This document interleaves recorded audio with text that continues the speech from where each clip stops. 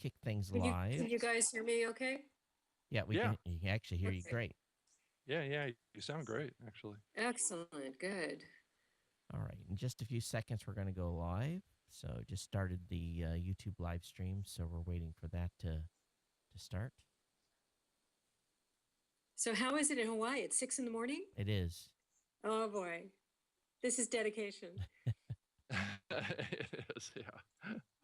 It shows real intent. I love it. Yeah. Serious boy. Okay, good morning, everyone, and welcome to the New Media Show. My name is Todd Cochran, and we've got my co-host Rob Greenlee with me this morning. Good morning, Rob. How are you? Doing great, Todd. It's great to be here. This is all about becoming a better talk radio host today. So Yeah, that's what the plan is. I've been It's excited. cloudy in Seattle. Yeah. Yeah, I've been excited to talk to our guest here for a couple of weeks. This morning, we're welcoming on board via Skype audio. And I tell you, it's just because she's on travel, and so you know how it is when I've told you guys when I've been in a hotel room, half the time the doggone internet doesn't work worth a darn anyway. But we've got Valerie Geller with us this morning. Valerie, good morning. Good morning. And I'm keeping my fingers crossed that we have a great Skype connection. So I'm going to keep my fingers crossed. I understand completely how that works. Well, I tell you, we've Rob and I have been exploring the new media space here for about a year, and we've been talking to a variety of luminaries in the space, and we've dedicated a lot of time talking to folks that have networks and folks that have individual shows, and we've crossed over and talked with folks that are in the YouTube space, and really we've kind of tried to cover the gambit. But when Rob told me that we're going to have you on board and that you work with the radio industry, I was pretty excited because I'm really interested to hear your insights into number one, where things are going in radio. Number two, a little bit about what you do for folks that have radio shows in the internet age. And why don't you give us everyone a little background about yourself this morning? Well, basically, everybody is in the content business. So whether it's radio, television, film, YouTube, online podcasting, it's all the story business, and it's all people trying to connect and communicate with each other.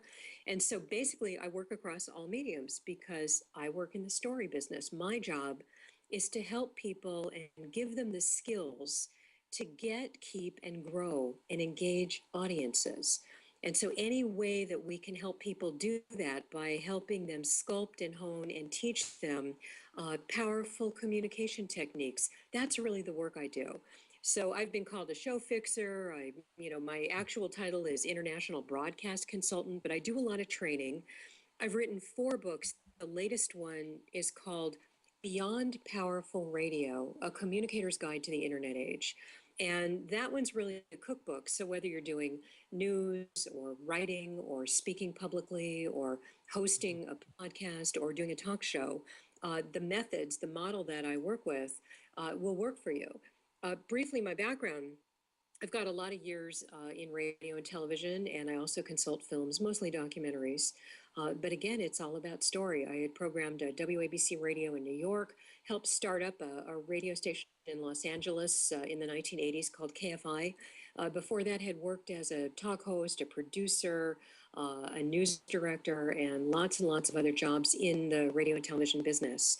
But mostly now what I do is work with it's been probably over 500 radio and television stations and lots of personalities for news, talk, and information, and disc jockeys who just want to grow their audiences and use and learn, techniques that work. So it's been 34 countries, and the books have been translated into lots of languages because they're not about radio. They're about people connecting and communicating with one another.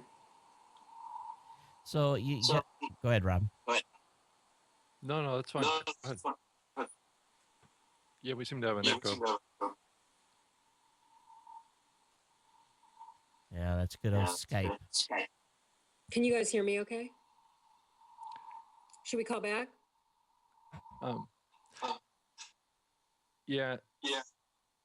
I don't know Okay, why where don't we that. try, just for Rob, people I who aren't think listening, bear with it, okay? Because it's the Skype gods. Why don't I hang up and you guys call me back, okay? Rob, I think it's on. Oh, it's I hear it everywhere now, and we don't normally get a feedback loop like this. Yeah, yeah, it's usually caused by a open speaker that's playing close to the Oh, microphone. there it goes. It cleared up. Oh, it did? Okay. Yeah. Yeah, I just took the phone far, far away from the Okay. from the computer. Okay, the phone is off. Okay. All right. Okay. Great. Go ahead, Rob. Yeah, I think that one of the big things that I wanted to talk about on the show with you is this convergence that's happening between online radio, podcasting, and broadcast, and also you know lots of the same issues cross over between those two worlds, and you're out there helping talk personalities build an audience, and that's one of the number one things that podcasters need to do, is to be able to use techniques and strategies to be able to connect deeper with their audiences, because that's the real power of podcasting. It's a very personal medium. So is there any kind of advice that you can give, at a top level, and then we can kind of drill down deeper into some of your suggestions and some of the basic things that you teach your talk radio hosts that you think could apply to a podcaster to help engage that audience at a much deeper level? Sure, it actually all applies because podcasting is, radio is just a delivery system. What it's really about is why listeners come and why viewers come to you. And the main Mm-hmm. reason they come, there's 5 reasons. They want to be informed. The next one is entertained. The next one is inspired. And of course, a lot of the music does that. They want to be persuaded. If they don't know what they think about something, they'd like enough information and data so that they can make up their minds. And finally, and this is probably the most important one, they want to feel connected to people and life and community and people who think like they do. So, human beings are very tribal. And one of the great things the internet does is it gets people together who are like minded. And so, inform, entertain, inspire, persuade, and connect are really the reasons people come to internet, broadcast, podcast, TV, YouTube. It's why they come. So, some of what works, I really have 3 rules and I teach them all over the world and they totally work. And again, there's a lot more about this in the book. And if anyone wants information on the book, you can go to beyondpowerfulradio.com and read more about it. But the 3 rules are: tell the truth, make it matter, and never be boring. And if you can tell the truth, which is A, get your facts right, but B, also, are you truthfully and authentically interested in what you're talking about? Because listeners to, whether it's a podcast or a broadcast, they can smell it if it's faked. They know when it's something that sounds like, and now another topic manufactured to fill up a slot on my show. So tell the truth is the first thing. The second thing is make it matter, find the engage point. And the third one is never be boring. And if you can do those 3 things, you've got an audience. And one thing it now we're back to getting a feedback loop. The audio is horrible today. I don't know what to do. Do you want to try to call back? I know it's been bad here. The video Skype was a joke this morning. I tried to Skype somebody on video, and after being kicked off 19 times, I thought, I better use the audio only and hope for the best on that. Yeah, I think that maybe if you, yeah, we'll try reconnecting with you.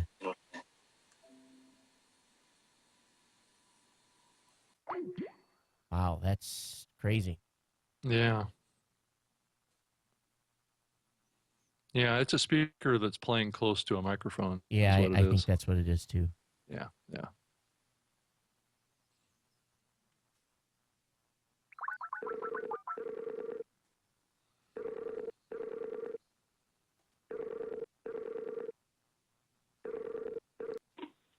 Hello, is that better?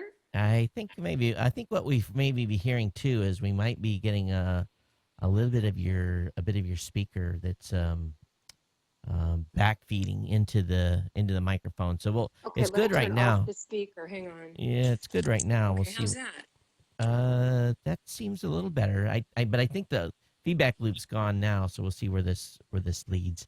Hopefully, Okay. Skype cooperates. You know, if we were a regular radio station, we'd be able to just have you dial into the PBX and patch you in that way over the phone. Well, you know, one you of the know. things that actually this is an interesting thing because Skype and the internet is not a perfect medium. It's not perfected yet. It works most of the time, and when it works, it's great. But then when it doesn't work, people get very, very upset. And I think part of the new world of media is that the audience hangs with it when it doesn't work because they understand. They've all had the bad Skype connection. They all understand when the technology is not perfect. And that's something that I think is a good thing because it's real life. Yeah, and it's one of those things too where it's like 1 second you'll have a great Skype connection and the next second you won't. It's pretty forgiving, but at times it can just drive you crazy. But Right. I think sometimes, the Earth moves, Skype is satellite. And when the Earth actually moves out of the orbit of the perfect connection you had 3 seconds ago, Yeah. the Earth has changed position. yeah, absolutely. Yeah.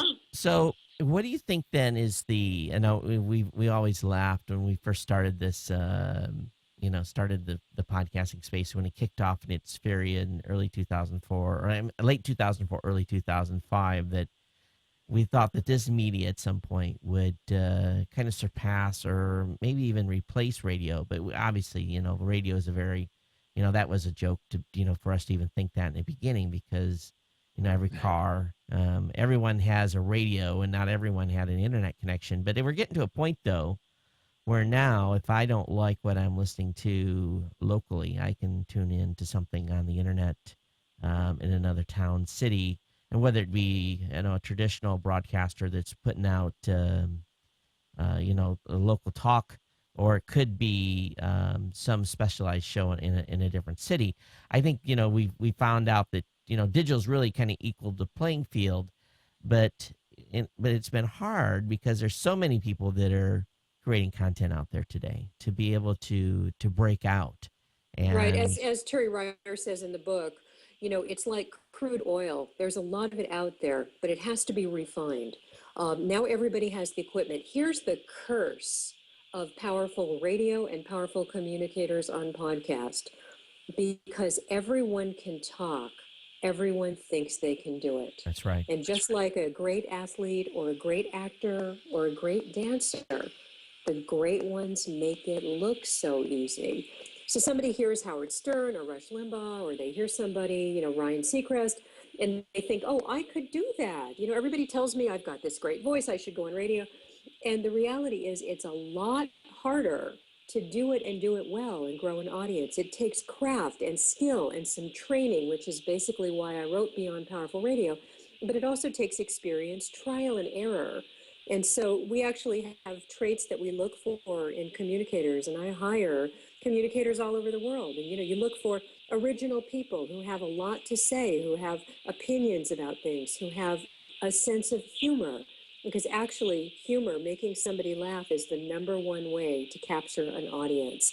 And we don't have number one shows in the world that don't have an element of humor to them, even if they're about serious topics. Even on the all news station, if you don't have some level of humor in some way, it just doesn't work. It's never going to be number one. So we look for people who are a little bit quirky. All of them are great storytellers. They tend to be great listeners. They have a lot of life experience, and they have areas where they care passionately. They tend to be a little bit weird. We never, ever hire normal people because they're just not that interesting. While the normal are very nice, they tend not to be so interesting. So we want people Hmm. who are a little bit oddball or quirky or strange because they're always interesting and unique. We look for individuals who basically are curious. They want to know why. And they're the type of person that wants to be in the light, that doesn't mind the attention and likes the attention. So those are the types of people we look for who do really well. One thing we do notice with this Skype connection is as you talk, we can The tell that background the sound. background Yeah. noise continues to continue to rise, and then then you can tell it starts to. It's crazy how Skype is acting this morning. But I anyway, don't know. Do you no, want me to no, try? oh, I think you're. I can I think try it from the. I'm on a laptop now. We could try it on the iPad if you would no. prefer. I think you're okay. We'll deal with it as it is. Valerie, one thing that I've always told content creators, and there's a little trend that we see. I'm a big stats guy, and I have my regular day job is we basically work with content creators and helping them monetize their shows and so forth. But what we see in the statistics is that generally there's a couple of break points when shows start. They're all excited, they get going, and they make it 5 6 7 episodes, and then we lose about 50% of them. And then those that make it really kind of past show 7 or 8, they continue on, and we get to about 20, 21, 22, maybe 23 episodes, and then we see another break point where those shows, they either quit or whatever the reason may be. And what we try to do is go back and ask, okay, why did you decide to, why did you quit? Why do you were just getting started? You had no episodes really in the scheme of things underneath your belt. I've been at this, I guess, almost going on 9 years now, and or 8 years or whatever it is, the number, not yeah, going on 9 years with almost 900 episodes, and I still learn something every day when I do my show. But Sure. but what we find is these guys say, well, we thought this would be so easy. It's work, Yeah, it's and very, very hard work. And in fact, the reality is that it takes 3 years to really build a show. And even on internet, to really get to that big number, when you want 1.5 million followers, when you have people checking it out, usually they say product permanence promotion is the success formula. Do something, do it consistently over time, let people know where they can find it. But over time and persistence is a huge part of it. Everybody has 3 shows in them. Every human being on the street, any bartender in any bar, any kid on the street can do 3 shows. It's that fourth one that's the killer, okay? And what we do is we really try to work with people on prep. So what is it you want to talk about? Use your own life as prep. If you're going to run out of material, what's happened to you in the past couple of days that could be worked into a talkable topic right. using your own life? Because the personal is universal. So if it happened to you, probably it's happened to other people. So what I teach is the personal is universal, but the private is boring. The number one complaint about personality shows is, quote, that guy talks all about himself, unquote. But the way you can flip that around is take the personal, not the private, but the thing that you feel that everybody feels, and build your topics around that. So for show prep, come in with one thing that's happened to you, something you've overheard or observed that could perhaps be worked into talkable topic. And then finally, the last one is there anything going on in the news that you would like to talk to people about if you didn't have a podcast or a radio show to do? And One if thing, you bring in those 3 things, you're usually in good shape because you're bringing in original content. And we teach people how to find focus with their topics. That's part of what the book teaches. There's a model, and it goes like this: focus, engage, opinion, position, storytelling. So it starts out with what is it you want to say to people? Uh, what's the engage point? What do you think about it? What's your opinion and your position, which is how you got there? And finally, what is the story? Rob, go ahead. Yeah, yeah, we're getting a lot of background sound from you, I think. So, yeah, yeah, it's getting almost to the point where we can't hear you. Yeah, that's bad. Yeah, so yeah, I totally agree with you. I think that there is so much challenge out there, though, with so many people creating content now that I wonder sometimes if the audience out there for content a little bit is dropping off because everybody's so concerned about being a content provider now that nobody's really listening anymore. So do you have any comments about that? Yeah, we're in a very short attention span world, and if you don't engage somebody right away, you do lose them because they have a lot of distractions. They could be on their Yeah. phone, they could be flipping around on the online. I mean, right now, if we're talking on YouTube, there are probably people who have put YouTube down into a small window and they're doing other things while they're listening to Yep. this. People are doing 5 things at one time. So you have to really break through. And, how does it affect their health and safety? How does it affect their money? How will it change their life, in some way make their life better or more interesting because they're listening to you? Are you going to give them a talkable topic that they can talk about with people later? Are you going to make them laugh? Are you going to take them on a unique journey that they can't get to any other way? And if I can get the journey other ways, I might want to go another way. But if I can only get it from you, then it's unique content. And that's what brings people to the podcast, the radio show, the webcast. So, having worked with content creators around the world, what do you think the number one mistake that the content creators do when they are, when they're having challenges with their shows? Yeah, I've got a buddy who, as a case in point, he's been doing a show for a while, and he's done, he has great content. But the two of us have examined his show, every which way but Sunday, and we've had challenges trying to figure out why his show's not growing.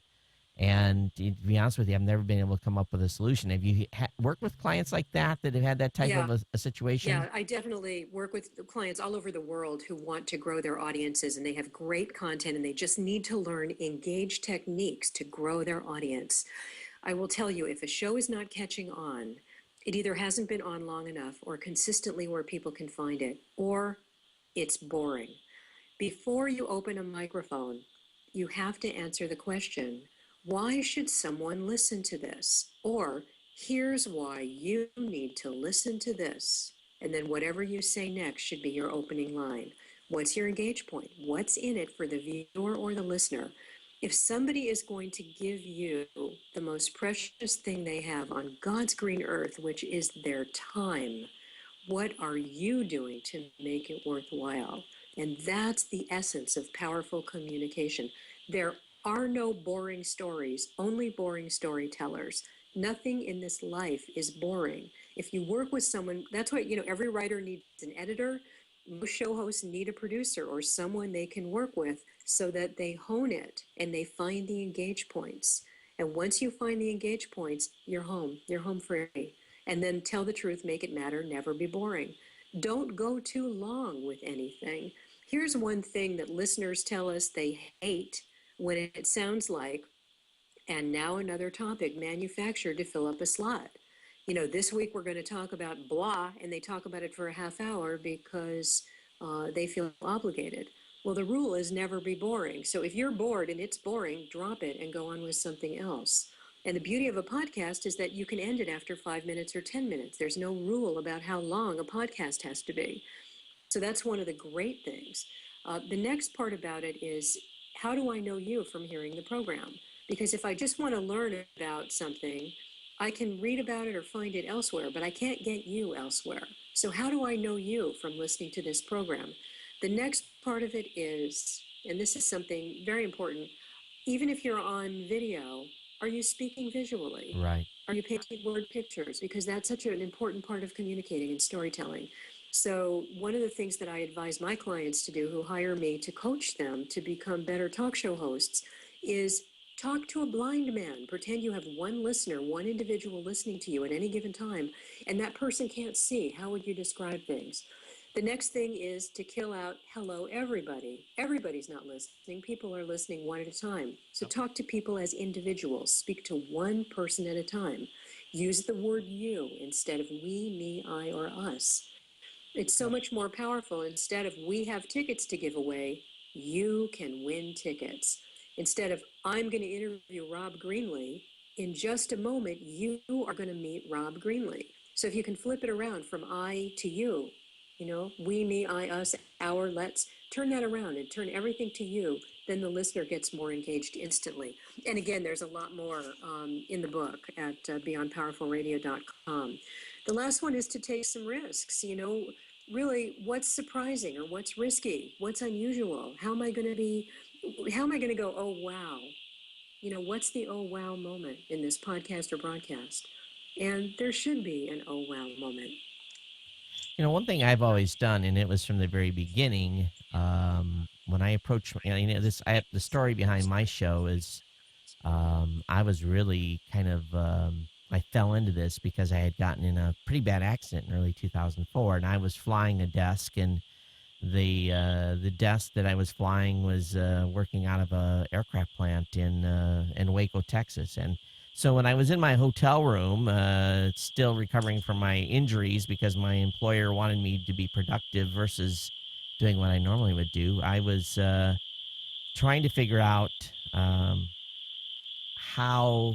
Well, I'd heard about this podcasting space, but my whole approach from the very beginning was try to having a like imagining I was having a conversation at a coffee table. And let me see if I can cycle this and get this to.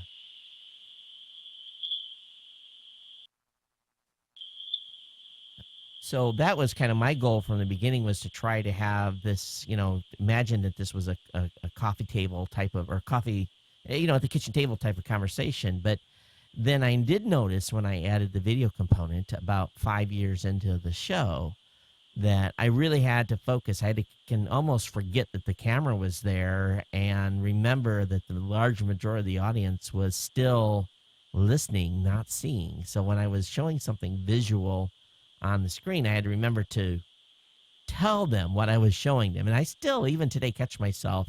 I'm like, oh man, don't forget, knucklehead, that you've got them listening more than you have them watching. So make sure you're talking to them. But I do like the your advice on talking to them as an individual. I think I've tried to always do that in my show, but that's something we all can work on, don't you think, Rob? Yeah, I mean, if you look at kind of, I mean, even broadcast folks on, like a Brian Williams or, a lot of the big TV networks, a lot of those talent will actually refer to all, or kind of like their whole audience instead of referring to an individual. And is the most intimate individual medium. Yep. Television is a group activity. Lots of people can sit on a sofa and watch a TV, but people watch podcasts and listen to radio pretty much on their own. Right. So yeah, that's true. It's a very different medium. Thing, so yeah. if you copy television, we'll be right back after the break. Well, radio doesn't take any breaks. Right. It's either on or off. It's interesting or it's boring. Everything should be up next. You don't break. You don't break away. There's a lot of things from television that are very bad and that people pick up and they copy it because they think it makes them look professional. Good evening, everybody. Well, it's not everybody. It's glad you're here. Thank you for listening. One thing it's a very personal medium. Yeah. Yes. One thing I did pick up on, though, that you said, that is every show needs a producer. One thing that you'll find, especially in the digital space, there, probably 99% of the folks that are doing, this type of content digitally, at least the folks I'm working with, they're lone wolves. Right here today, what am I doing? I'm doing the switching. I am running the audio board, which I normally don't have to touch. Yeah, but you have a partner for content. You have That's a partner true. who's helping edit your content a little bit. And if things go real south, if Todd's in power, then Rob lets him go. If Rob's in power, then you'll let him go. But if it gets boring, you guys can jump in and redirect a conversation. That's the beauty of Generator Reactor. Have you had an opportunity to read the book? If you have, there's a chapter called Generator Reactor, and that's really the magic formula. If you have a generative talent, which means you have a lot of ideas and you would say the same thing to one person as you would say to millions, and you're just bursting, well, generators are great, but not all their ideas are good ones. So you need a reactor to say, wait a minute, let's go with that idea. That's the good one. Reactors, on the other hand, face the blank page with utter and sheer terror. But the minute you give a reactor a topic, then they can run with it. They can hit the baseball back very, very powerfully. But the best combination, if you put two generators together, they fight for the microphone. You put two reactors together, it's very boring. But if you get that magical combination of generator and reactor, it works, and it's a gorgeous, wonderful thing. And again, there's much more about it in Beyond Powerful Radio. Yeah, I haven't picked up the book yet, but it's on my Amazon buy list this morning. So Great. Great.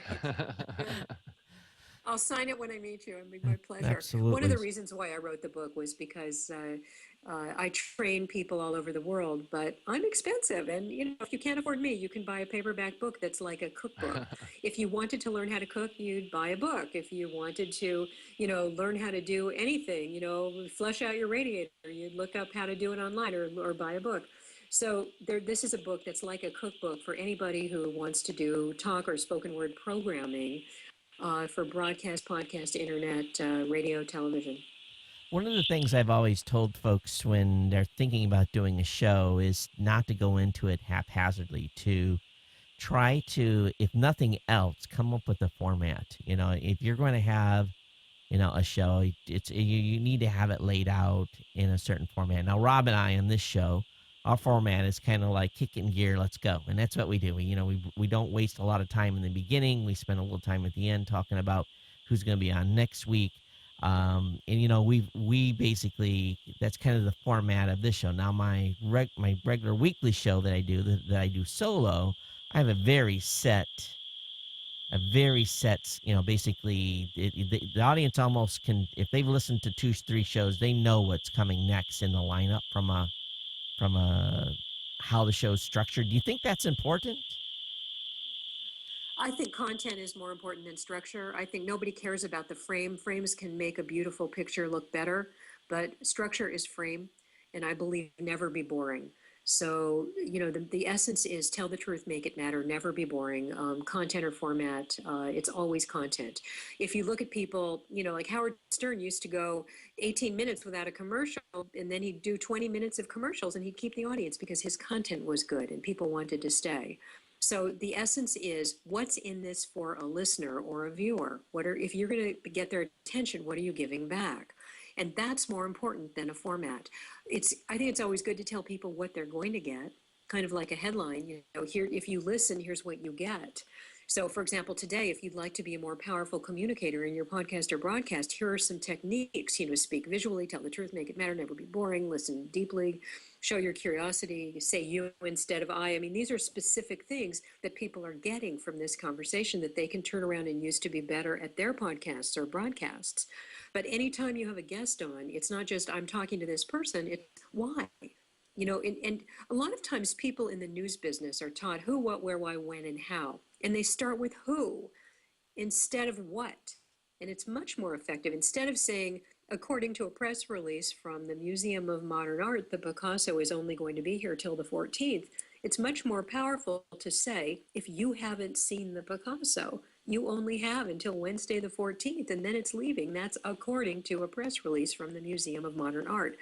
Start with what's in it for a listener, and that's the format.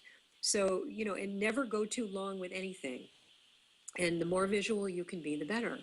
And if you would like to learn to write more visually, there's more about it in the book, but also listen to songwriters. If anyone's familiar with Bob Dylan, some of the most visual writing comes from our poets and songwriters. To dance beneath a diamond sky with one hand waving free. I mean, you can make movies with your words. And the next thing is put the listener in the experience. Your idea about sitting around a table talking is perfect. So it's you and, okay, so we have Robin, we have Todd, and then you have a third chair, and that third chair is empty, and that third chair is the listener or the viewer, and you literally pull up a chair at that table for the listener or the viewer.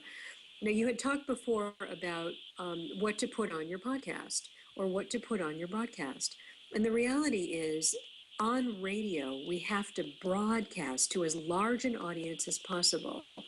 One of the beauties of podcasting is that you can narrowcast.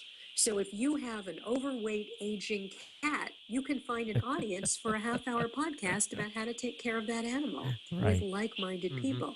And that's the beauty of podcasting. And Yeah. that show's great until the cat dies. Yeah. So, Yeah. If yeah, anyone's ever had a cat, they know they don't last as long as, it's unfortunate. Actually, I heard somebody say, if you're lucky in life, you get 6 cats. That's probably true. If you're lucky in life, you get 6 great cats. What were you so I gonna- wanted to kind of dive a little deeper into what you define and what you think the audience kind of defines what boring is. So as you refer to boring storytellers, that that probably is a pretty broad statement. I mean, I think a lot of topics that people talk on podcasts or radio shows are basically stories, but they can be other types of things, being facts. They can be concepts, kind of like what we're doing on this show. But what constitutes kind of boring? Is it a lack of humor, or is it a lack of value in the content, or is it just not being focused? Could you draw a little bit There's a deeper very, very clarity on easy that? answer. Interested is interesting. Bored Okay. is boring. There are no boring stories, only boring storytellers.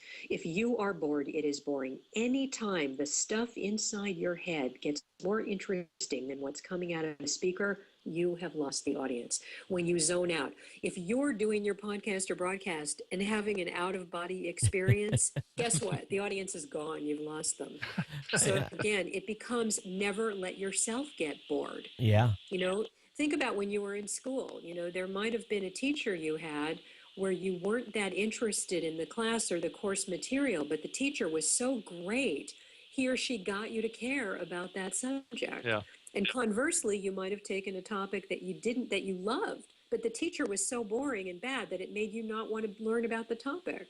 So Yeah. you go back to anything can be made interesting through storytelling. And storytelling is, what is it you want to say to people? How can you make it visual? Does it have a beginning, a middle, and an end? What's in it for somebody? And in the book, we talk a lot about the story spine, which is something that was developed by a guy called Ken Adams, who's in San Francisco, and he has Ken Adams Adventure Theater, and he works with teaching storytelling to introverted children. And we've taken his technique from storytelling to children and taught it to adults. And it literally starts out with once upon a time, and then one day, and then, and then, and then, until finally, and then the moral of the story. And you can actually put most things you want to talk about into a story spine situation. And that's just one of the techniques that you'll find in Beyond Powerful Radio.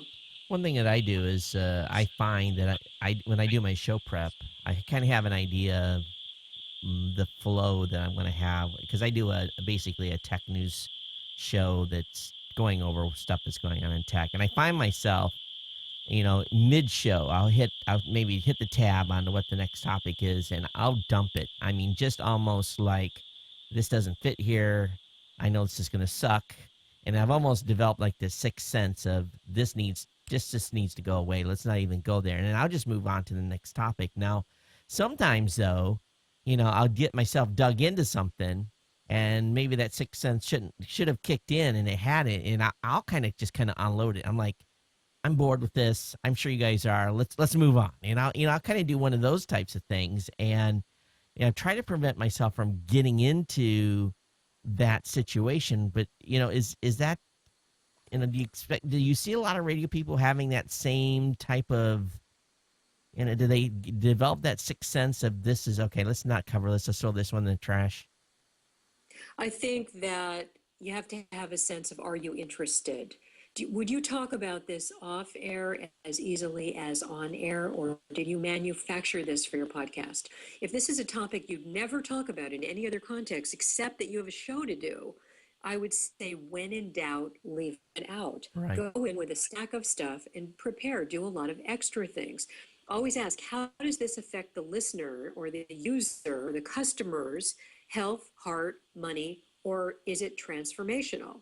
Is it going to affect them emotionally? Is it going to help them make money or save money? Does it directly affect them personally? Does it touch their emotion? And finally, how does it transform their life? Is it transformational? How in any way does this make their life better? Look at advertising. When you listen to commercials, do you want to lose weight? Do you want to grow hair? Do you want to get out of debt? Do you want to live in a bigger house? It's all about what the benefit is to transform your life or to save you money. So what we've done, and again, there's more about it in the book, if you take these techniques that advertisers use because they know how to engage audiences, they get your attention. And if you can take those techniques and apply them to the content you want to share with people and you want to give to people, it works 100% of the time.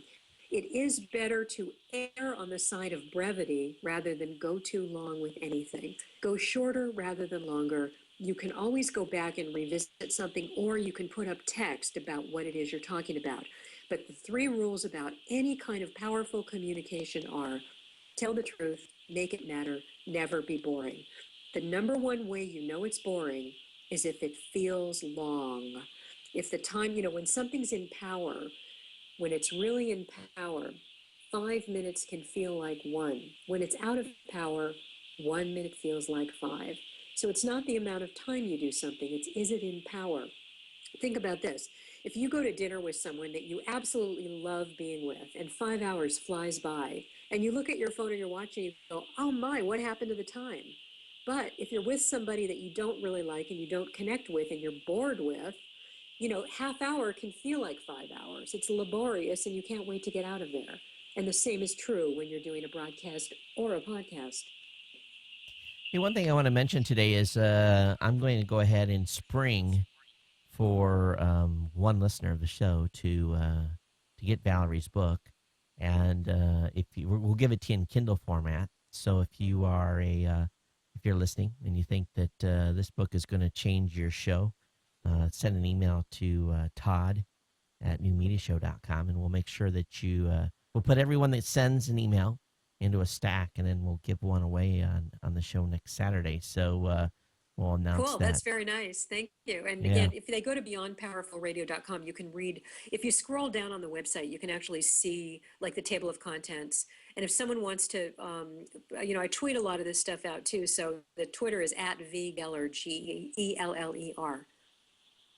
Yeah, and we've had your website up several times. I know you can't see it, but we've got the ability to put your website up. Yeah, we've had beyondpowerfulradio.com Cool. up on the website. So, Cool. And if anyone wants to email, it's Valerie at Geller Media. so Valerie, if we were wanting to bring you in, I think we need to have a separate conversation, maybe down the road. But And I promise to do it on video. do you like come in and do weekends for groups, or do you do a whole seminar? Is it one-on-ones? Where do you work best? I work lots of ways. I do a lot of workshops and seminars for groups of communicators. So if they are broadcasters or podcasters, we talk about what works to engage audiences. And then we actually play pieces of people's podcasts or broadcasts, and we look at what worked and what didn't and why. And then we give everybody agreed upon achievable goals that they can try for their next show. So for example, if you're not doing enough visual speaking, we give you that as a goal. Or if you need to engage the audience a little bit more, using the word you instead of I, we try to help you do that. If you want to develop your storytelling, we work with that. Do you have enough topic variety so that if somebody's not interested in one thing, they might be interested in the other? Are you teasing and promoting effectively? Do I know you from hearing your program? Do I get a sense of you being my friend? The greatest thing that personalities can do is reach out and connect with listeners so that even though you've never met the people, you feel you know them. And that's a magical thing. And when that happens, it helps you develop your audience. So I work a lot one-on-one, where I'm hired by somebody who says, look, we'd like to buy 3 sessions. We have a podcast or a broadcast. We want to grow it. And so in the first session, we do the powerful radio concepts of teaching the basic concepts of how to do this work. The second one is when you bring back to me a show that you've done using these methods, and we do what we call an air check session, a coaching session, where we take what you did on either podcast or broadcast, and we go through it with a criteria, and then we give you agreed upon achievable goals. And then the third session, you come back with your agreed upon achievable goals, and I want to hear them demonstrated. And usually it's a series of 3 sessions that I work with when I work with programs. And by 3 sessions, they've got it. And then the beauty of me is that you want to be obsolete. You don't want to be dependent on a consultant. You want to get the training, get in and get out. And I never want to have hosts or personalities get too dependent. What you want to do is you want to teach a man to fish so that he eats for a lifetime rather than give him a fish so that he eats for today. So my goal is to make myself completely obsolete with people and give them the tools so that they can build their own audience bases. Rob. Yeah, I wanted to ask one other kind of broader kind of radio question. The broadcast side has had a history of doing very long content, and it's mainly for tune in and tune out reasons. They'll do 3 hour blocks of a particular show, right? And on the podcasting side, you typically see more kind of 1 hour 90-minute show length at the most, or less. I mean, a lot of audio podcasts can be in the 30-40 minute range. Do you see, because of the influence of the online world, that radio is going to adapt maybe shorter formats because of that, and give an opportunity for more diversity in topics and shows on broadcast side? This is such a great question. Thank you for asking it. The reality is that we're in a short attention span world. So it's not just radio, it's the whole world has a shortened attention span.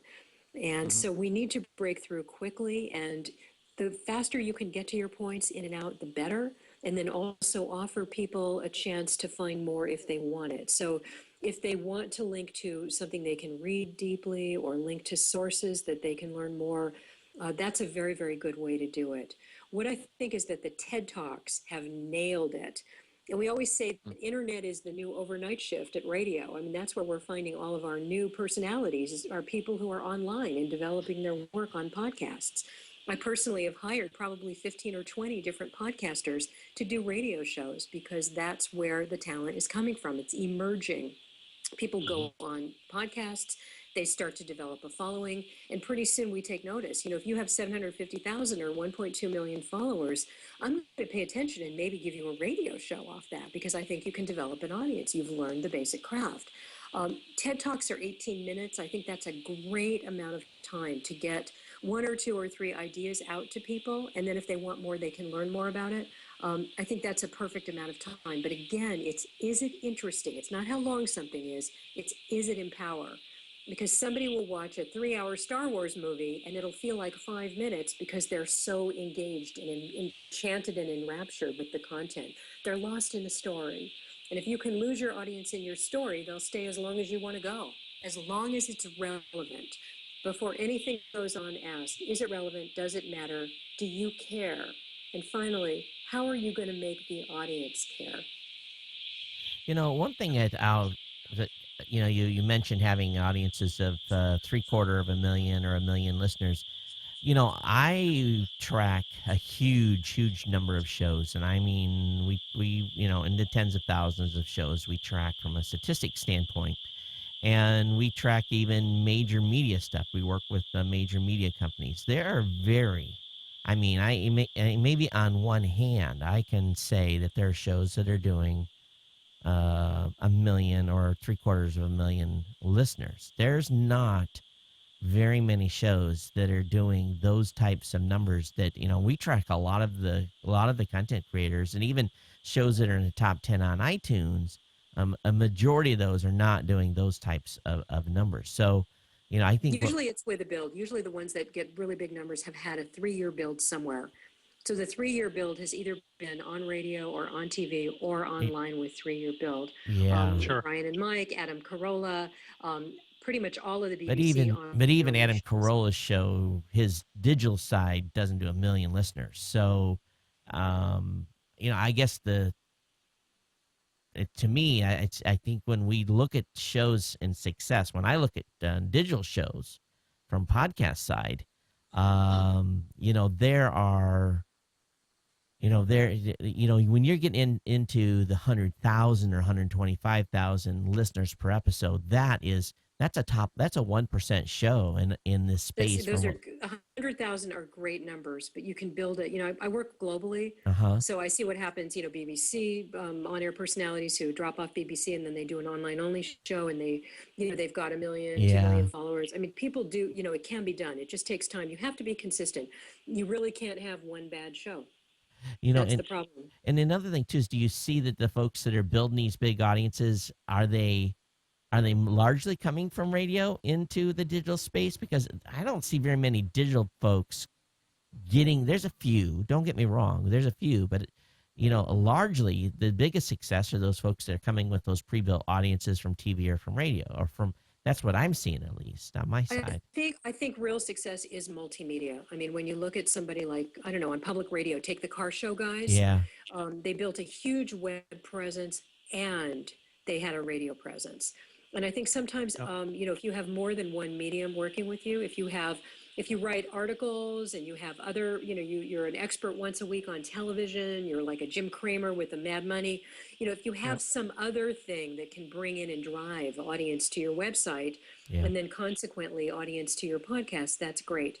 The more you can put yourself out there with your brand and with your content, providing your content is relevant, useful, and entertaining to people, then it will work and you will grow audience.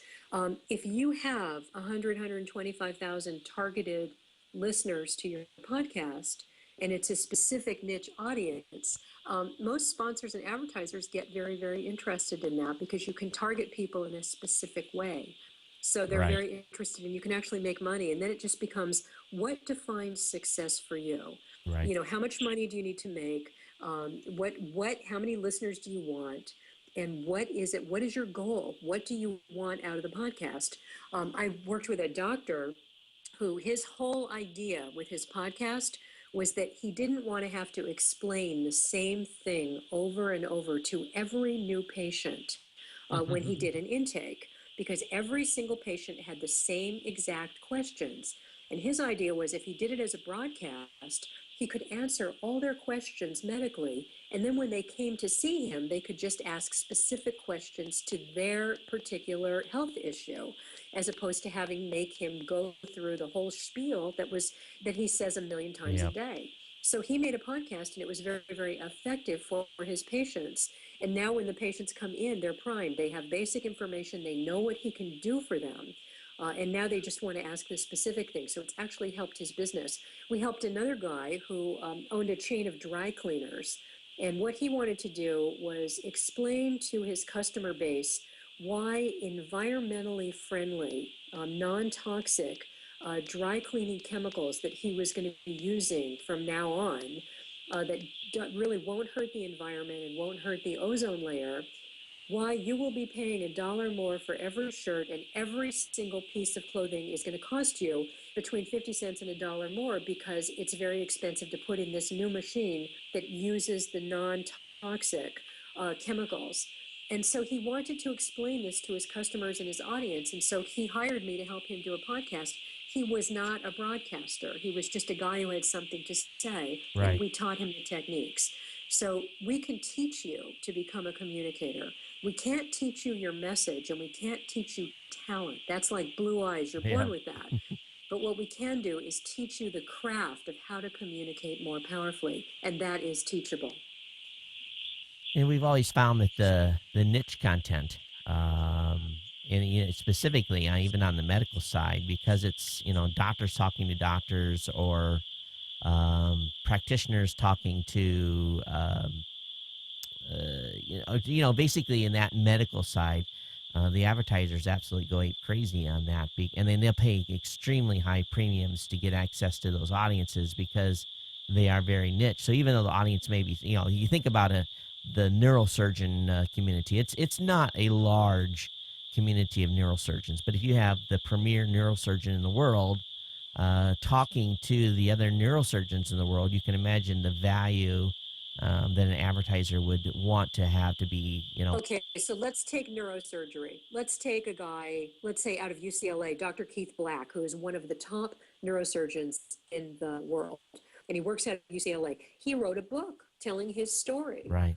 And he also talks a lot about the brain, and the brain has plasticity and how you can work with your body so that you can have optimal brain health.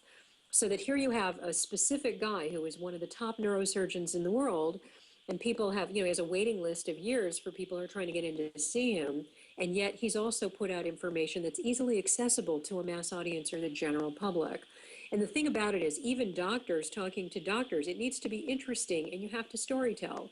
And even if you're working in a scientific or academic context, whatever the confines of your structure and your material, if it's not interesting and you're not storytelling, it's going to be boring. and listeners will tune out, even if they're the very listeners you need. So again, I work with people to help hone their content so that it will engage the audience.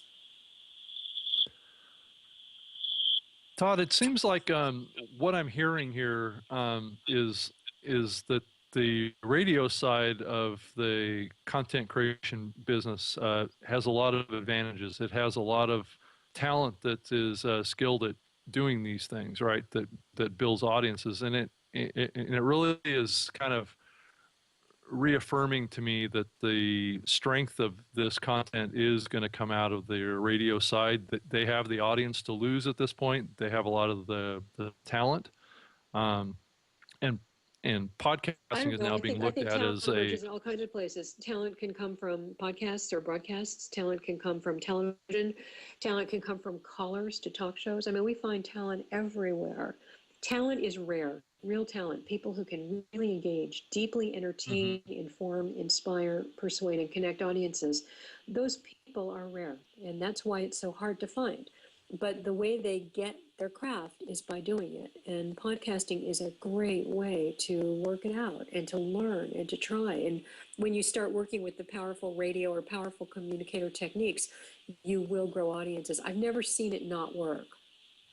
One thing I found too, and Rob, to make your point, when I first started doing this, I had no clue. As when I went to the Guitar Center, and actually the first few shows were done on a Logitech headset, and then I went to Guitar Center and bought some gear and just did it. And I listened to some of those early shows and I just cringed, but it was so exciting at the time. The audience really didn't care about the mistakes I were making. They were just content is king. Yeah, the content was king. It doesn't matter. If you inform, entertain, inspire, persuade, and connect people, it's going to work. It will work. And your craft stuff you can work on. Everyone can get better. Somebody said to me, "Can you teach somebody to be a great storyteller?" And my answer always is, you're born with talent, but I can sure make you a better storyteller. And if you're going to be if you have greatness in you, we can pull off the layers of the onion and put that greatness to the light by giving you these techniques. And I think, too, is what I also found is when I actually started doing the video portion, it forced me to be a better content creator because, when you're live and you're doing video, you've got one shot. It's not like you're going to go back. And I know a lot of content creators do a lot of editing. I mean, a lot. And my rule of thumb has never been to edit for good or for bad. It's just the way it's the way it's been. And folks, editing takes a lot of time, and sometimes energy. People just don't have the time to make it perfect and edit. Yeah, sucks the energy my out rule of you. has always been, if you're pre-recording it, you can make it perfect. If it's live, anything goes. That's right. And they're two very different animals. Live is very, very different than edited, making it perfect, making every second count. A lot of the shows you're hearing on public radio now are deeply, deeply edited. If you're a fan of This American Life or some of the other shows that are getting millions and millions of listeners, those are extremely edited, perfect type shows where they're exactly as they want them to be. Live is also great. So there's no right or wrong. Is it relevant? Does it matter? And do audiences care? And are you entertaining and informing? And if you're doing those things, then it's going to work. I'm usually hired when somebody is just wanting to grow their audience, or they've gotten to a certain level and they just want to get better. And so they'll call me and we'll give them techniques and work with them until they have reached the next level of performance. So I want to ask a question that is kind of it's an interesting, it's a dilemma that I've been facing for a long time. So on my weekly show, I do a tech talk show. And it gets into, just really, again, all the tech stuff. But I do cover stuff that's going on in Washington, D.C. that affects the community, fair use. Obviously, the stuff that's been going on with, Snowden and all that recently. And there are times that I really, really, really, really want to get, hardcore into my opinion. But I have resisted sometimes getting too political because it's a tech show. And I think if I get too political, I'm going to piss off, for a better word, half the audience. Am I hurting myself by Okay, let's throttling go back? back to tell the truth. Just what you said to me. If you go online and you say, look, you may feel very differently about this, but based on blah, blah, blah, this is what I think. If you feel differently, text me, write me, or call me, and here's the other side of the issue. But after looking at it this way and putting this together, this is what I believe. So I'm Just, obvious. So just I'm as you're saying now, at the risk of pissing anybody off, here's the deal. right. So I'm You hurting want to do myself opinion, by but you want to do position. You want to give your uh, opinion because that's the color and that's what makes you interesting. right, The opinion makes you you. So, but there's things that happened that got you to that opinion. What got you there to lead you to believe this way? right. And if you tell the story behind it, then it gets interesting. And we also get to know you. So Yeah, that's why focus, engage, opinion, position, storytelling is the model. And nothing is boring. Those things, Todd, there's nothing that's boring. You can make anything interesting and come alive. The way that we suggest you tell on air is the way you would tell it to a friend. If I right. sat next to you at a bar or we sat next to each other on an airplane and I asked you, Rob or Todd, there's some new regulation going on having to do with communications or cell phones or podcasts. Could you explain it to me? I just have no idea what this means. How would you explain it to Right. me? And if you would explain it that way, then it'll probably work fine on the air. Todd, also, I think it gets back to what your audience kind of expects from you in the content that they're getting from you. And I had this struggle with my own radio show for many years, is that we would stray off into talk about politics when people were tuning in to listen to technology, right? That's what they were tuning in to watch. And people always objected to us straying into talking about politics, but oftentimes politics did engage with technology, right? So there was a connection there, but people were very polarized in how they looked at things. But I also saw some fascinating thing that happened from that was that when we did sometimes stray into those more controversial areas, that created a lot more audience kind of engagement in the show. And it wasn't always positive. It was sometimes really negative, throwing bombs at us, right? Saying, what are you doing on your Right. show talking about this? But I can pretty much guarantee you that same person that kept throwing the bomb at me, as far as an email and things like that, was going to tune in next week to hear what we were talking about. So Right. sometimes you get this Sure. this dynamic that the people get kind of excited and ramped up and really wanting to throw their opinion out there, and that's a good thing for your show sometimes. Well, when we built Rush Limbaugh, and I was sort of in at the beginning when Rush Limbaugh was building his show in the late 1980s, and I was the program director of WABC, and we had him on our air, so he worked directly for me. And at that time, the audience response was half the people loved him, half the people hated him. And people Yeah. would say, I can't stand I can't stand his opinions, but the guy's funny and he's Right. interesting and I Right. listen all the time because he's the guy you love to hate. Yep. And I think disagreement is part of what makes the world go around. Not everybody's going to agree. What you do have a responsibility to do is present all sides. So if you think a certain way politically, it's very good to also showcase the other side. This is what I believe, here's what others believe, and you can state the other side of the coin so that at least you're showcasing the issue so that they can make up their own minds about what they think. Yeah, and I think I've always, and maybe it's limited me. And there's been times where I have, curtailed myself, and that's the actual true definition of what I do. Sometimes I curtail myself, and I think, if you really boil down to it, from my perspective, if you listen to someone long enough, you're going to know where they lay politically, Yeah. no matter what content. It's just the way Right, because their it's, personality really does come through. yeah. So it's not like it's a big secret, you know. What's And always interesting is how you got there. You know, It's it- not just that you think this, it's what happened to you. Why do you believe this? right, And it's the story behind it that makes you interesting. It's not, the most boring talk shows in the world are black, white, yes, no, right, wrong. Yep. Those are the boring ones. But the ones that have stories, the ones that show you how the person came to believe the way he or she came to believe that, that's what makes you interesting. and it's kind of funny too because you just take the Snowden issue. My prior job, I was in the military. I held a security clearance, and I had access to stuff. I guess that's the best way to say it. and I'm beholden by a piece of paper that I signed that I will never talk about that for the rest of my life. And I honor that because that was part of the commitment I made. So and then when the Snowden stuff came out, and it was like, all these revelations that were being made to the public, on one hand, my techie side said, "Oh my God, what's going on?" And then there was the other side of me that said, "This traitor, stringing up." So it was like, Okay, so let's go to the engaged question. yeah, And the engaged question is, should there be some secrets or should everything be accessible? right, Or do we need to live in a world where some things are secret? Now everybody has an opinion on that. yeah, And your Yeah. opinion fits under the engaged question. So you peel down, when you're finding focus with your topic, it's not Snowden, right, wrong, black, white, good, bad. yeah, It becomes, should there be secrets? And that's your talkable topic. And right. then the next one is, what is betrayal?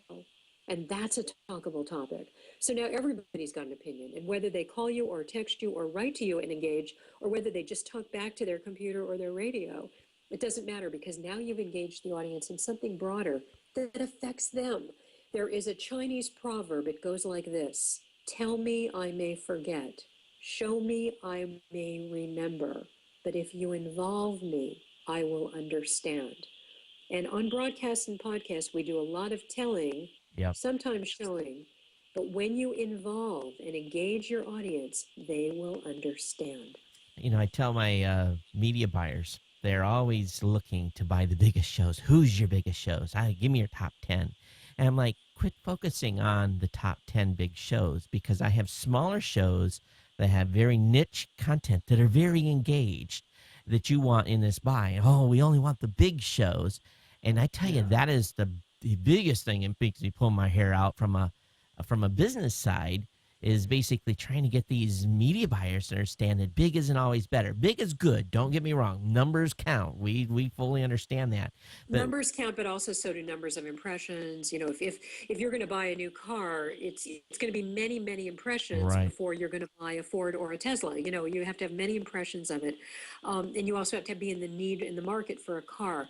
So what we suggest is try to find out from the agency what their client's goal is. If they want to sell, like for example, if it's Sears Appliances and they want to sell 150 washing machines over a weekend at a specific local store, yep. then, who are the people that they need to talk to, and you'll find them those people. The beauty of the internet is you can target the market. You can do personally targeted marketing online. And that's the most exciting thing. So you can actually get that information to people who actually might be in the market to be needing a new refrigerator or a new washing machine. I think a lot of times, though, is we understand that completely, and I would almost sometimes rather do a smaller spend with a buyer to hit that exact audience. But oftentimes they'll come in, so I got X number of dollars, I got to move, and I'm like, okay, we're going to move it, but do you understand you're not going to have as much effectiveness, because maybe we're going to go a little broader than your demographic, and that gets into a whole different topic line and discussion. But I tell you, the media buyers, there should be a class that they all go Well, to. actually, there's a chapter in the book called Life Stage Demographics, and it talks a lot about how to target your sales. And then there's a section on sales. And a lot of agency people, after they have read this book, do their buying very, very differently and are much more effective for their clients. I And think so there is a book, they don't have to take a class. They can read Beyond Powerful Radio and understand it's not the numbers, it's the right people who hear your message. And that's the beauty of online. I see on your online site, Valerie, that you have available the actual instructor manual. So, what is your criteria for allowing someone to instruct your material? Well, the instructor manual is a companion book that's for teachers and broadcast instructors and for trainers who train people. And it's a companion book to Beyond Powerful Radio. And the instructor manual was written by Melissa McConnell and Linwood Hagen, and both of them are teaching broadcasting. And it's for broadcasting instructors and their lesson plans and training exercises. The way you get that book is if you teach, you can contact the publisher and they will give it to you as a download, or you can purchase one from us if you write to me. Wow. definitely want to talk to you about that as well. Very cool. We need Rob. Valerie needs to come to New Media Expo. Yeah, We I we agree. need we I'll need love it. Invite me and I'm there. yeah, we need to get you hooked up with Rick Calvert, and Yeah. um I think he should bring you in and have you as a keynoter, in all honesty, because there's some things that we've talked about here in just an hour that I think there's a lot of podcasters need to hear you. And quite And frankly, at the bottom of Beyond Powerful Radio's website, there are some videos and there's some more information on those videos if anyone's interested. Or, again, the material is very available in the book, but I'd be delighted to come and keynote that conference. And I'd also be delighted to come to Hawaii at any point. well, my That's great. team, I'd like to get everyone to come to Hawaii, because Yeah, let's do the I'm conference in Hawaii. I'm I, there. I'm Let's do I'm al- it. I'm always working with folks, and they're like, "Well, come to my state. I don't want to come to because Oh, the, no, let's go to Hawaii. I agree. What is a good group size? What if I was to arrange something, and would it be 10, 20, 30? What's the optimal number for, let's It's say? interesting. I work to all sizes. So I work to groups of three. I work to groups of 3,000. It doesn't matter. We can target basically if you have fewer people, it's a more of an intimate group and we can deal more personally with their issues, with their shows. If it's a larger group, we deal more, generically with concepts. I love doing both. I love large groups with hundreds of people, and I love groups with dozens of people, and I love groups of, 10 people. It doesn't matter. If somebody wants to learn this material, I will go anywhere to teach it because it works and it's effective. And I believe we need an informed public. And if the information is boring, it doesn't go in their heads. So these techniques 100% work to get the attention and grow your audience. I think by simply getting people to read your book, I can't wait to tear into this thing. Is going to Great. be is as important. And the thing is, here's the crux of it. The 90% of the people that are creating the content are doing it like I am. They're doing it out of a studio in their home. They pulled up a mic. They've decided to do something. And there's three types. There's the pure hobbyists, the guys that are doing it on a non-regular basis. They're just doing a show to have fun. There's the middle of the road guys that are they want to make some money. They're pretty serious. They're consistent. And then there's the third part that's hardcore, that I would call kind of like me, that are doing this like full time. It is their job. It's their life. It's how you keep the lights on. But I think the group that we could really help is that middle group, and even that top group too, but that middle group that is in between, to make them a lot better content creator. Yeah. That is, because sometimes I listen to shows and I cringe, and I'm like, gosh, the guy's a great speaker. He's got great content, but he is having a hard time putting it together.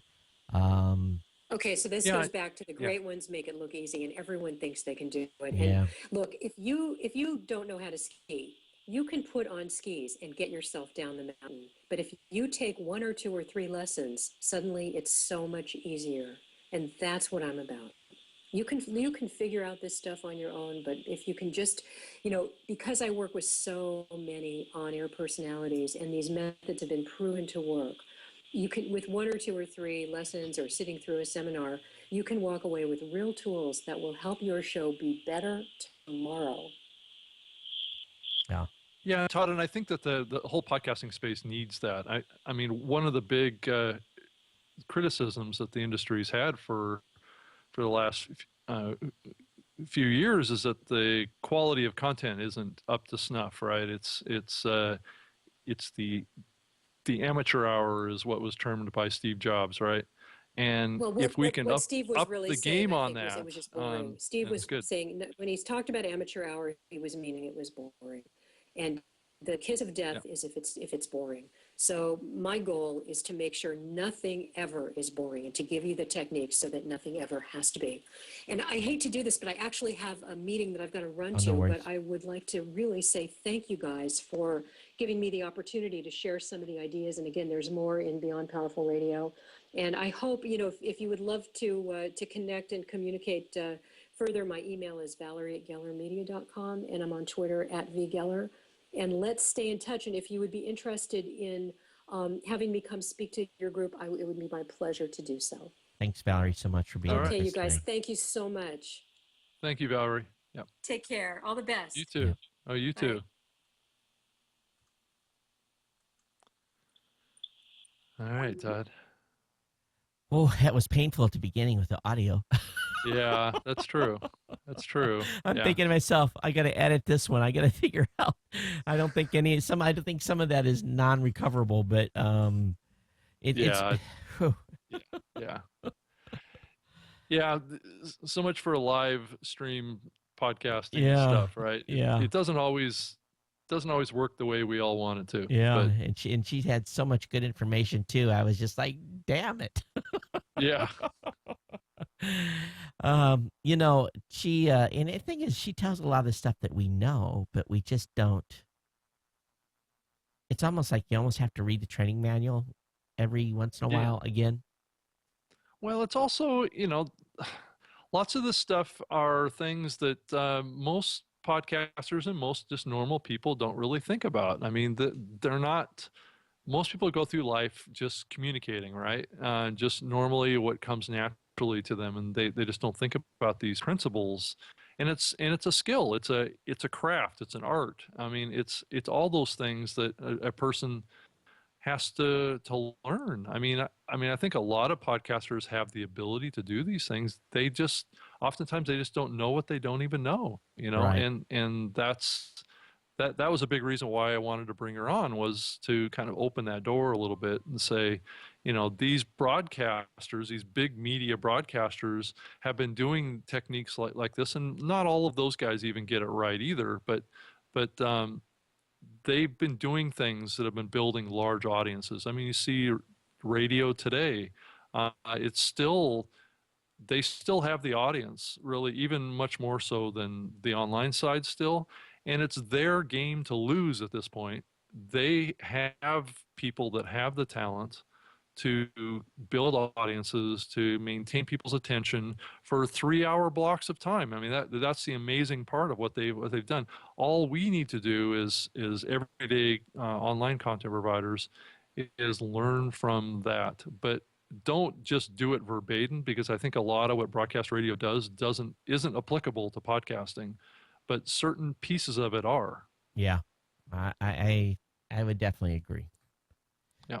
But yeah, while she was talking, it's sitting in my iPad right now, waiting to be read. So it's probably one of these books that'll be it's I think, it's true that we all need to. I think for me, I always have to remind myself on certain things. I have to remember, like she said, remember you've got an audience that's listening, that are that are not necessarily watching. Don't forget them, because if you do, you're going to alienate them, and they're going to be like, Yep. "Oh, he's talking to the video audience. He's pissing me off. I'm going to go somewhere else and listen." Yeah, that's right. So we have to remember that. But Well, and I had a meeting with a local broadcast radio guy who's just this past week here in Seattle, who's really, really famous here locally for being on broadcast radio. Like one of these drive time guys for like 30 years in Seattle, and I spent some time talking with him, and I think I'll invite him on to the show. And I mean, this is a guy that has lived and breathed what Valerie's talking about. And it might be interesting to bring on a guy like that to dissect this from one of these guys sitting in the broadcast radio seat that can give some context to what she's saying. It's great that she gave these points and these tips, but I think hearing it from a guy that's actually done it for 30 years might be helpful here. what's his thought about the space? Well, he's really excited. He actually has taken his show. His name is Marty Reamer, and he's taken his show and made it a podcast. He's actually right in my backyard. He actually lives in West Seattle, and I'm actually talking to him about pulling together a Seattle podcasting festival.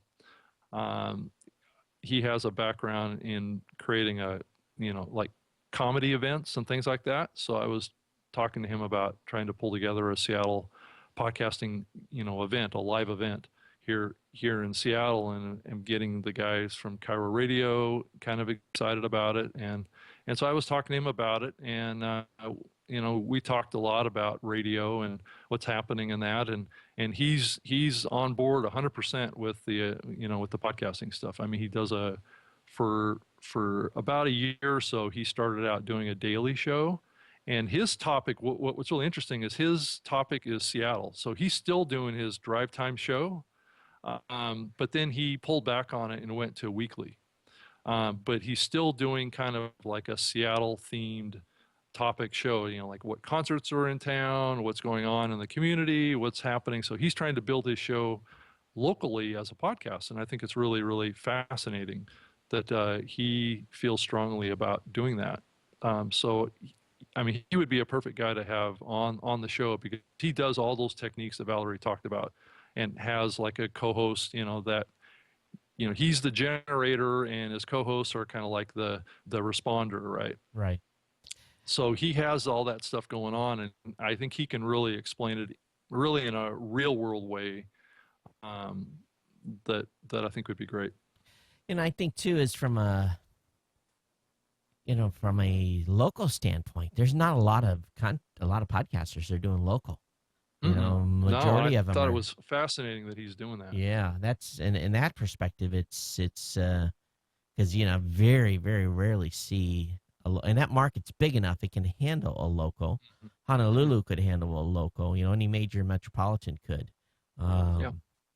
So, and it's kind of curious too, because if you're already a known face there, getting sponsors for that content definitely would be a lot easier too, from a local standpoint, because you can focus on local advertising.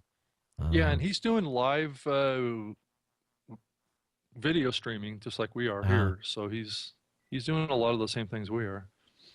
Well, I tell you, in order to keep it not be boring, let's wrap things up here, and I'm gonna. I have to walk away from the computer for about 30 minutes, because I know that there's hell is awaiting me in this audio script that's here from trying to get rid of. Boy, that is, every time she talked, it was just like the noise floor was just, oh boy. Yeah, I've heard that happen on other laptops in the past, and I think it's like an echo based on the fan of the laptop that happens. But anyway, yeah. So, and I kind of got screwed up on my show. I had gotten that email, and I thought Chase was going to be on with us this weekend for some reason. But anyway, who is on for?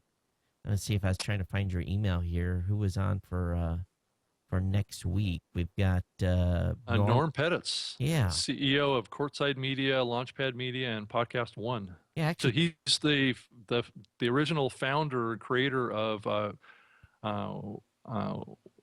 Westwood One. Yeah, and actually, I was their folks actually called me this past week. We were talking about our media statistics. They are we have some discussions with them, but we're getting ready to announce our Raw Voice Certified, and what it's going to be is it's basically a new addition for our content creators. We're going to be actually providing them with a certified seal on their content. It's basically something that they can use if they have a media buy, or if they have a business deal going on, where they can actually come in and have us validate third-party wise. If someone wants to reach over and say, hey, can you validate their numbers based upon what they submitted, we can do that. So we're actually launching this Raw Voice Certified program to allow content creators to get certified podcast statistics. We're pretty excited about that. That was largely driven from our corporate clients, who basically wanted us to be able to come out and not necessarily give an affidavit saying that the stats were correct, but actually provide a certification that said, yes, these numbers are correct on a monthly basis, and Raw Voice stands behind these numbers. So that's what we're going to be doing for all our premium content. Basically, anyone that pays for our premium podcast statistics package is giving them that certified stamp. And it's basically the company standing behind their numbers, and we'll go to bat for them when they have a media buyer or a a company that needs verification of their data. Nothing on the legal side, but we'll basically say, yes, we validate their numbers are correct.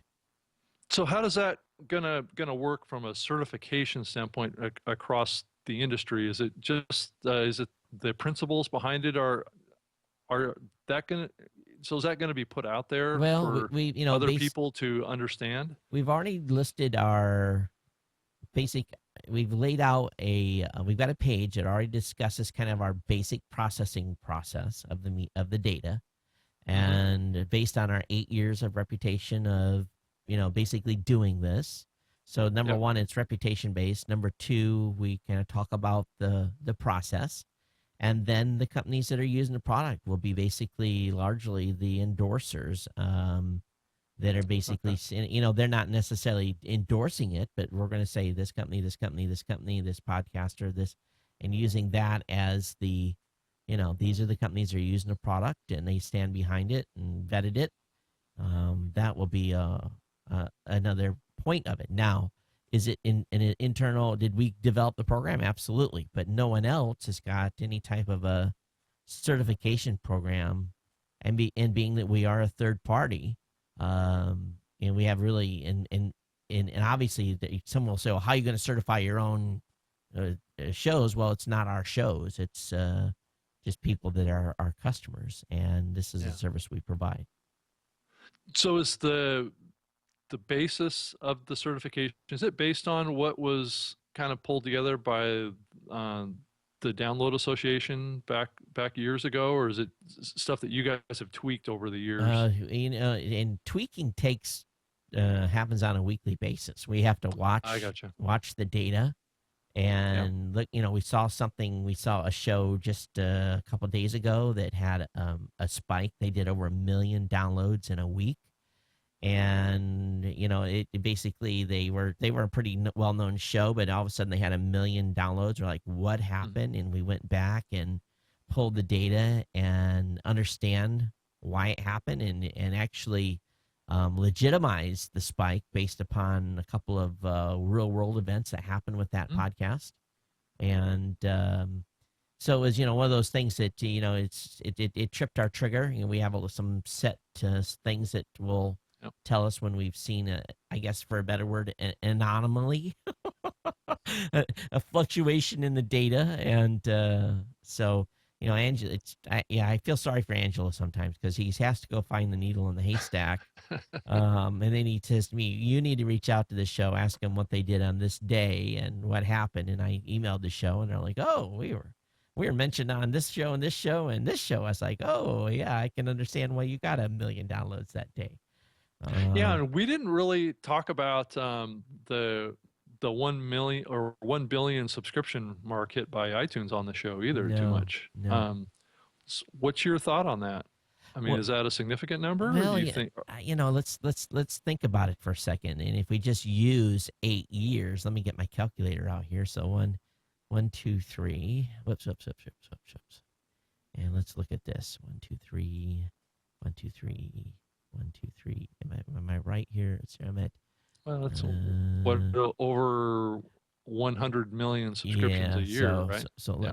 Yeah. So if you divide that by 8 years, that really boiled down to, yeah, like 125 million subscriptions a year. So, and Apple said they're tracking what, 200,000 podcasts or something like that. 250,000 is And what I heard them say. and Yeah. if we really, there was never that many shows to begin with, but if we divide that by 250,000, what does that equal to? 500. So that means five. And if we just do a pure, and I'm sure there's some lineage there that we haven't. If we really did the math and the full statistics and the, everything that you'd have to require to get this median, Yeah. but still 500 listeners per show at 500,000. I don't know, but even if we just took 1 billion and divided that, Well, it's an average, right? Yeah. Yeah, I mean, I think that, a lot of folks played it up a lot as a significant trend, but it's only looking at a relatively minor snapshot of what's happening in the space. And it's only on iTunes too. So Right. you have to look at it little bit from a grain of salt that there's a lot of other podcasting clients that are engaging subscriptions that would add to that number, and also there's a lot of podcast listeners that go in and just select an episode and listen to the episode and never subscribe. So there's a lot of more activity going on around podcasting than just what was announced in that 1 billion subscriptions.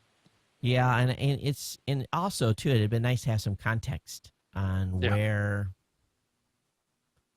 where it was at in year 1, year 2, year 3, year 4, 5, 6, 7, 8, and so forth. So Yeah, and also the 250,000 podcast number is probably a number of all time ever podcasts, right? It's right, not that's why I wanted to. active live podcasts. I'd like Yeah. to know the context on subscriptions over 8 Yeah. years. Where did we go from 500 million to a billion in the last year? If that was, Yeah, if that's right. that was the number, that was because I'm sure in the first 3-4 years, there was only 50 or 60,000 podcasts. So, it all depends on, and then give me a breakdown on, okay, so tell me now, since you've given me that number, tell me now the subscriptions in commercial and mainstream media podcast and hobbyist podcasts, and let me know what that number is. But I don't think they'll ever come out with that data. I know what the data shows from a industry standpoint for the past 8 years, and I know that iTunes is no longer dominant. They're still dominant in They are devices, still, yeah. but they're not dominant in. In other words, it's not like 80% anymore. It's Yeah. lower. So. Well, and for some shows, and I hear podcasters saying this, well, the iTunes platform is still 80%. That's just because that particular show is getting 80%. That's not what the industry across the board is right now. I think it's closer to 50 or 60% now, right? Right. And I'd actually have to go and pull the data. And actually, Angela's just given me some new tools recently that I haven't been able to dig into yet that are going to help me get some more. I can dig in deeper. And that was well, and that's something that we're going to do at the New Media Expo too. We're going to have a whole panel just talking about this stuff. Well, I have some cool new data points to pull. That's for sure. That's good. Yeah, Angela's worked those. I don't have to ask him anymore. I can just go in and click now, which makes it a lot easier. Yeah, I'm sure he likes that a little bit better. Yeah, because he doesn't have to put the query together, then run it against 8 years of, or actually, whatever we do, a year or 8 years or of data points. But well, Rob, let's pull the plug here, and right. Folks, you can reach us, Todd or Rob at newmediashow.com. You can either one of those addresses will work, and keep your feedback coming. We apologize about the audio at the beginning of the show. That not too much we can do about it at times. Skype was the problem child today, but we'll see you next week. Well, go ahead, Rob. Oh, I was just going to say, if you want to follow me on Twitter, follow me at Rob Greenlee. And if you're a podcaster, send me your podcast feed, if it's not in Windows Phone, to podcasts@microsoft.com. Very cool. And of course, you can follow me, of course, at Geek News on Twitter as well. Everyone, we'll see you next time. Thanks. Aloha. Bye. Okay. Stream is still up. And we'll call this one the bag on YouTube. See you later.